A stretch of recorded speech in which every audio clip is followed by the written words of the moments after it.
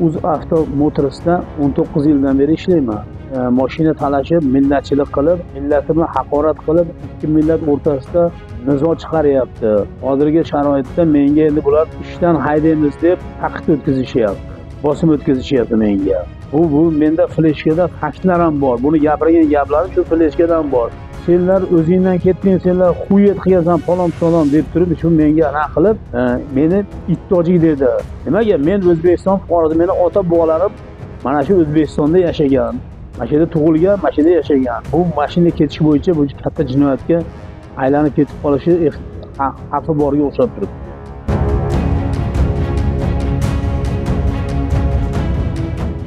Assalomu alaykum.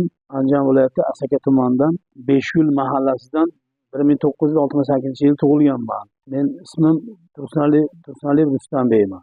Husanovich. UzAvto Motors'da 19 yildan beri ishlayman. 19 yil mobaynida men hech qanday birov bilan urushmaganman, birov bilan gap tortishmaganman. Hech kim menga nisbatan millatchilik qilmagan. 2024-yili Rajabov Muzaffar ismli shaxs men bilan mashina talashib, millatchilik qilib, bundan beri 5-6 marotaba to'xtamasdan millatimni haqorat qilib, ikki millat o'rtasida nizo chiqaryapti. Unga men bu bo'yicha murojaatlar qildim. Bu murojaatlarda bir natijasi bo'lmadi. Unga men tegishli joylarga yozdim, sudga qatnashdik. Ichki ishlarga murojaat qildim. Ichki ishlar sudga chiqardi. Natijalik nima qilmadi? Adolatdan hal qilib bermadi. Meni fikrimcha adolatli hal qilib bermadi. Shunga men 19 yildan beri shu dargoh JMda ishlagan bo'lsam, shunga men o'zimizning rahbarlarga, JMda rahbarlarga murojaat qildim, arizalar qildim. Hech qanday natija bo'lmayapti. Hozirgi sharoitda menga endi bular ishdan haydaymiz deb taqiq o'tkazishyapti. Bosim o'tkazishyapti menga. Shunga men shu adolatdan to'g'ri keladimi?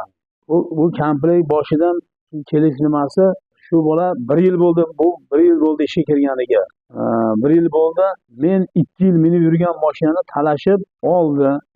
Men shundan mayli deb turib ishim bo'lmadi. Boshqa mashinalarda ishlab yursam ham, ularga telefon qilib ishlatma buni, ana qilgan. Menda bu bo'yicha video faktlar bor.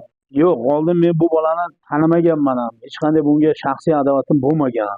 Unga bu bolaga men tegishli chora ko'rishib berishlarini so'rayman deb murojaat qilib ko'rdim, hech qanday natija bo'lmayapti. Bu menda fleshkada faktlar ham bor. Buni gapirgan gaplarim shu fleshkadan bor.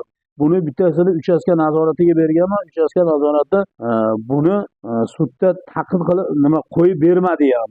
Sen manaqa degan ekansan, mana millatchilik qilib, yo boshqa qilib, shu boshqa mashinada ishlaganlarni sen nima qilmagansan deb turib biror marta bu ana qilmadi bu bo'yicha. Meni kamsitgan, meni millatchiligimni kamsitganligi 6 ta odamni ichida meni millatchilik qilib haqorat qildi. Tojiklar, senlar o'zingdan ketding, senlar xuyet qilasan, falon deb turib, shu menga ana qilib, meni ittojik dedi. Bitta men tojik xalqini nima qilganiga, bu tojik xalqidan kechirim so'rashini so'rayman men. Men shuncha yil ishlagan bo'lsa, biror marta millatchilik nimaligini bilmaganman. Millatchilik qilmaganman. Millatchilik qilmayman ham, kerak emas men bularga.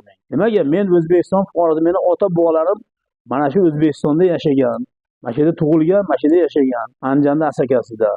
Men shunga tegishli chora ko'rishni berishlarini so'rayman deb turib murojaat qilyapman buni bo'yicha.